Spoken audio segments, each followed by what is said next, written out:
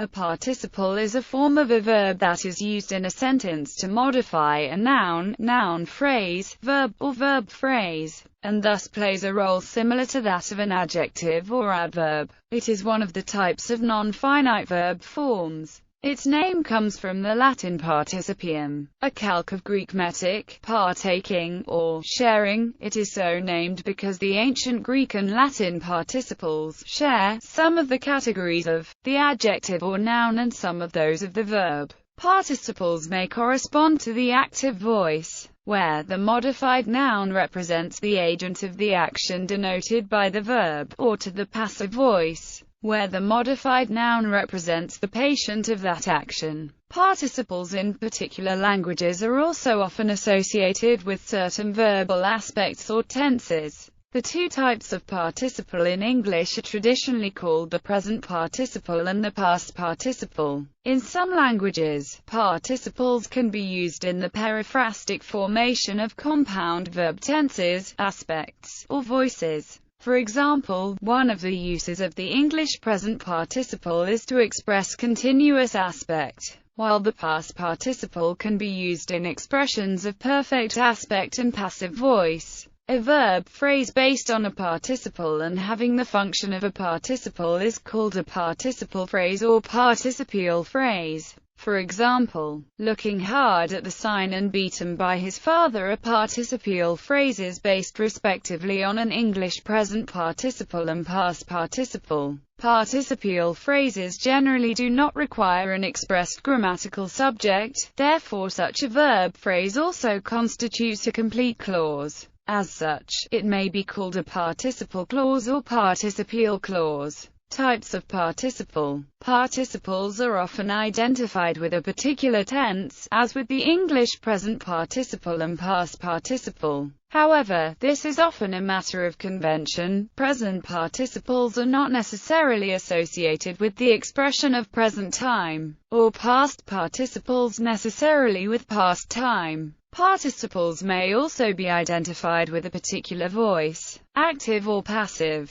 Some languages have distinct participles for active and passive uses. In English, the present participle is essentially an active participle, while the past participle has both active and passive uses. The following examples illustrate this. I saw John eating his dinner. I have eaten my dinner. The fish was eaten by lions. A distinction is also sometimes made between adjectival participles and adverbial participles. An adverbial participle plays the role of an adverbial in the sentence in which it appears, whereas an adjectival participle plays the role of an adjective phrase. Some languages have different forms for the two types of participle. Such languages include Russian and other Slavic languages, Hungarian, and many Eskimo languages, such as Cyrenaica, which has a sophisticated participle system. Details can be found in the sections below or in the articles on the grammars of specific languages. Some descriptive grammars treat adverbial and adjectival participles as distinct lexical categories, while others include them both in a single category of participles. Sometimes different names are used. Adverbial participles in certain languages may be called converbs, gerunds, or gerundives, or transgressives. Sometimes adjectival participles come to be used as pure adjectives, without any verbal characteristics. They then no longer take objects or other modifiers typical of verbs, possibly taking instead modifiers that are typical of adjectives, such as the English word very. The difference is illustrated by the following examples. The subject interesting him at the moment is Greek history. Greek history is an interesting subject. In the first sentence, interesting is used as a true participle. It acts as a verb, taking the object him, and forming the participial phrase interesting him at the moment, which then serves as an adjective phrase modifying the noun subject. However, in the second sentence, interesting has become a pure adjective. It stands in an adjective's typical position before the noun. It can no longer take an object, and it could be accompanied by typical adjective modifiers such as very or quite.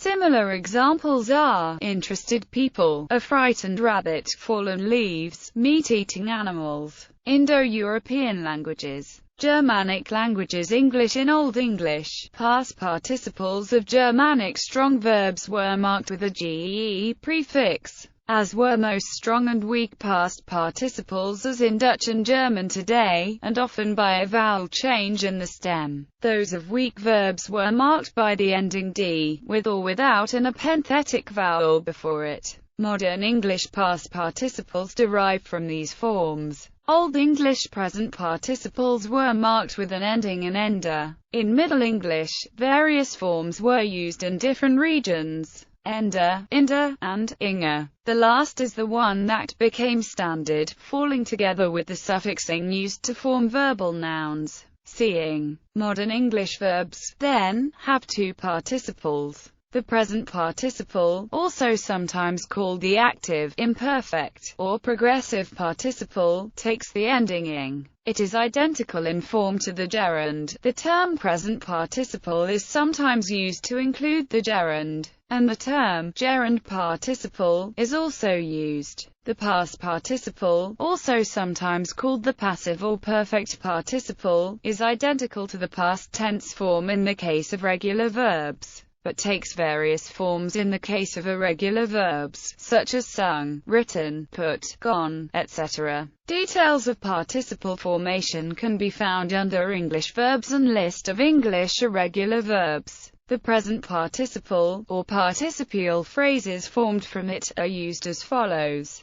To form the progressive aspect, Jim was sleeping, as an adjective phrase modifying a noun phrase. The man sitting over there is my uncle. Adverbially, the subject being understood to be the same as that of the main clause. Looking at the plans, I gradually came to see where the problem lay. He shot the man, killing him. Similarly, but with a different subject, placed before the participle. He and I having reconciled our differences, the project then proceeded smoothly. More generally as a clause or sentence modifier. Broadly speaking, the project was successful. Past participles, or participial phrases formed from them, are used as follows. To form the perfect aspect, the chicken has eaten. To form the passive voice, the chicken was eaten. As an adjective phrase, the chicken eaten by the children was contaminated. Adverbially, seen from this perspective, the problem presents no easy solution. In a nominative absolute construction, with a subject, the task finished, we returned home. Both types of participles are also often used as pure adjectives. Here present participles are used in their active sense, while past participles are usually used passively, although those formed from intransitive verbs may sometimes be used with active meaning. Some such adjectives also form adverbs, such as interestingly and excitedly. The gerund is distinct from the present participle in that it acts as a noun rather than an adjective or adverb. I like sleeping. Sleeping is not allowed. There is also a pure verbal noun with the same form. For more on the distinctions between these uses of the ing verb form, seeing. Uses. For more details on uses of participles and other parts of verbs in English, see uses of English verb forms, including the sections on the present participle and past participle. Latin and Romance languages. Latin has 3 or 4 participles. Present active participle, present stem plus ns, e.g., almond, he who loves. Perfect passive participle, participial stem plus s, e.g., amatus, he who is loved. Future active participle, participial stem plus eurus, eurum, e.g., amaturus, about to love. Gerundive, present stem plus ndus, nda, endum, e.g., amandus, he who is to be loved. French. There are 2 basic participles. Present active participle, formed by dropping the ons of the nous form of the present tense of a verb and then adding ant. Marchant, walking, etant, being. Past participle. Formation varies according to verb group. Vendu, sold, misplaced, march a, walked, acute te, acute, been, and fet, done. The sense of the past participle is passive as an adjective and in most verbal constructions with avoir, but active in verbal constructions with être, in reflexive constructions, and with some intransitive verbs. Compound participles are possible. Present perfect participle. Iant happily, having called, etant mort, being dead. Passive perfect participle. Etant vendu, being sold, having been sold. Usage. Present participles are used as qualifiers as in, an insectivolant, and in some other contexts. They are never used to form tenses. The present participle is used in subordinate clauses, usually with n, je marche, en parlant. Past participles are used as qualifiers for nouns. La table cassée, to form compound tenses such as the perfect, vous avez dit, and to form the passive voice. Il a acute te acute due acute. Spanish. In Spanish, the present or active participle of a verb is traditionally formed with one of the suffixes anti, enter or I enter, but modern grammar does not consider it a verbal form any longer, as they become adjectives or nouns on their own, e.g., amanti, loving, or lover, viviente, living, or live. For example, estar haciendo means to be doing, and there are related constructions such as seguir haciendo meaning to keep doing. The past participle is regularly formed with one of the suffixes ado, edo, but several verbs have an irregular form ending in to, orto. The past participle is used generally as an adjective meaning a finished action, and it is variable in gender and number in these uses, and also it is used to form the compound tenses in which it is indeclinable. Some examples. As an adjective, las cartas escritas, the written letters. To form compound tenses, ha escrito una carta, has written a letter. Hellenic languages. Ancient Greek. The ancient Greek participle shares in the properties of adjectives and verbs. Like an adjective, it changes form for gender, case, and number. Like a verb, it has tense and voice, is modified by adverbs, and can take verb arguments, including an object. There is a form of the participle for every combination of tense and voice. All participles are based on the stems of the corresponding tenses. Here are the masculine nominative singular forms for a thematic and an athematic verb. Like an adjective, it can modify a noun, and can be used to embed one thought into another. Pi omicron lambda kappa alpha phi epsilon sigma epsilon iota kappa alpha pi iota sigma tau eta mu delta epsilon tau nu epsilon sigma tau rho alpha tau eta gamma eta sigma omicron nu tau alpha chi epsilon iota nu. He who intends to be a good general must have a great deal of ability and knowledge. In the example, the participial phrase tau nu epsilon sigma tau rho alpha tau eta gamma eta sigma omicron nu tau alpha, literally, the one going to be a good general, is used to embed the idea epsilon sigma tau rho alpha tau eta gamma eta sigma epsilon iota, he will be a good general, within the main verb. The participle is very widely used in ancient Greek, especially in prose. Celtic languages. Welsh. In Welsh, the effect of a participle in the active voice is constructed by yn followed by the infinitive form and wedi followed by the infinitive form. There is no mutation in either case. In the passive voice, participles are usually replaced by a compound phrase such as wedi caela, in contemporary Welsh, and by the impersonal form in classical Welsh. Slavic languages. Polish. The Polish word for participle is imyslo. There are 4 types of imysloe in 2 classes. Adjectival participle, active adjectival participle, robiac, doing, one who does. Passive adjectival participle, robiani, being done. Adverbial participle, present adverbial participle, robiac, doing, while doing. Perfect adverbial participle, zarobizi, having done. Dangling participle. Due to the distinction between adjectival and adverbial participles, In Polish it is practically impossible to make a dangling participle mistake in the classical English meaning of the term. For instance, in the sentence, "I have found them hiding in the closet," it is unclear whether "I" or "them" is hiding in the closet. In Polish there is a clear distinction. Znalazł mich człowiek zw Sophie. Człowiek is a present adverbial participle regarding the subject. Znalazł mich człowiek zw Sophie. Człowiek is an active adjectival participle regarding the object. Russian verb. Slist, present active.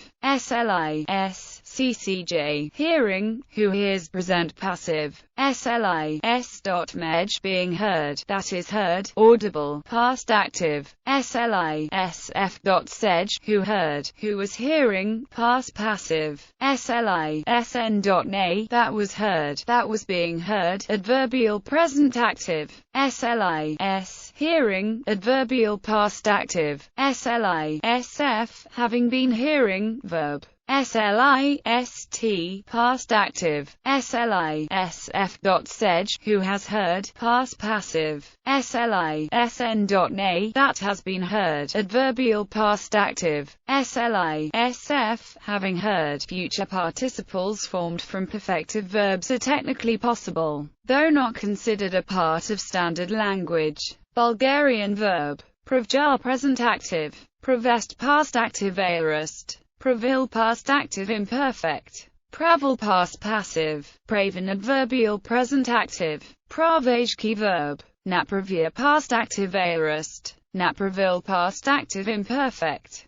Napravel past passive. Napraven participles or adjectives formed as verbs. Macedonian completely lost or transformed the participles of the common Slavic. Unlike the other Slavic languages, the following is noted. Present active participle. It transformed into verbal adverb. Present passive participle. There are some isolated cases of present passive participle, such as the word lacome. Past active participle. There is only one word of the past active participle, which is the word bivs. However, this word is often substituted with the word porinason. Past passive participle. Transformed into verbal adjective. Resultative participle. Transformed into verbal L form. It is not a participle since it doesn't function attributively. Baltic languages. Lithuanian among Indo-European languages.